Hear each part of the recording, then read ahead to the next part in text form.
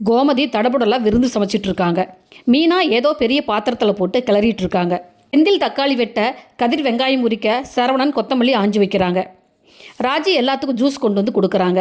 சரவணன், என்ன ராஜி முகத்தில் சந்தோஷங்களை போகுதுன்னு கேட்க, அவங்க குடும்பமே முதலாக இங்கே வர்றாங்கல்ல, அதான்டா. எங்கள் அப்பா அம்மா கூட தான் வந்தாங்க. அப்போல்லாம் இந்த மாதிரி விருந்து வைக்கலையே. கோச்சுக்காதடி, உங்கள் அப்பா அம்மாவையும் வர சொல்லு, தடபுடலாம் சமைச்சு போடணும்னு கோமதி சொல்கிறாங்க. கதிரும் செந்திலும் சக்தி வேலையும் முத்து வேலையும் கிண்டல் அடிக்க, ஆமாம்மா, தாய் மாமா தான், பெரிய தாய் மாமா தான், அப்படியே மடியில் உட்கார வச்சு காதெல்லாம் குத்தி விட்டு தங்க நகையெல்லாம் போட்டு சீரெல்லாம் செஞ்ச மாதிரி போமா அப்படின்னு செந்தில் நக்கல் அடிக்கிறாங்க. செந்தில் கடைசி நேரத்தில் வரலின்னு சொல்லிட்டாங்கன்னா அப்படின்னு கேட்க, ஒரு வேளை வரலின்னா என்ன பண்ணுறதுன்னு கதிரும் கேட்குறாரு. ஒரு வாரத்துக்கு சமைக்கிற வேலை மிச்சம், இதையே சூடு பண்ணி சாப்பிட வேண்டியதான் இல்லத்த அப்படின்னு மீனா இழுக்க, ஏய் வாயை கழுவுடி, அதெல்லாம் அவங்க கண்டிப்பாக வருவாங்கன்னு கோமதி சொல்கிறாங்க.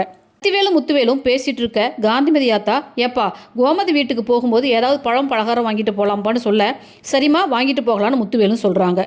அண்ணே, எனக்கு கோமதி வீட்டு விருந்துக்கு போகவே பிடிக்கல. என்ன எனக்கு மட்டும் பிடிக்குதா என்ன? ஏதோ ஆத்தா விருப்பப்படுது, இந்த ஒரு முறை மட்டும் போயிட்டு வந்துடலான்னு முத்துவேல் சொல்கிறாங்க.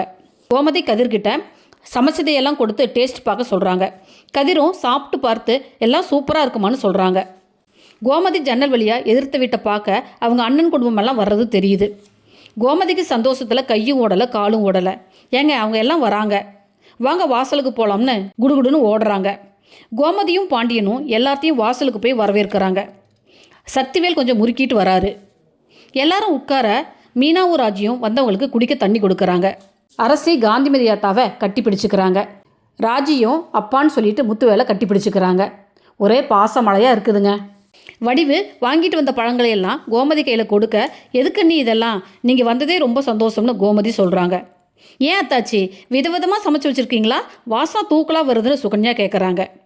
ஏன் சுகன்யா, ஏன் நீ வீட்டு பக்கமே வர்றதில்லைன்னு கோமதி கேட்க, ஏன் அத்தாச்சி நீங்கள் தான் உங்கள் தம்பியை வீட்டு பக்கமே வரக்கூடாதுன்னு சொல்லிட்டீங்க, நான் மட்டும் எப்படி வர்றது அப்படின்னு முகத்தில் அடித்த மாதிரி பேசுகிறாங்க சுகன்யா. கோமதி முகம் சுருங்கி போகுது.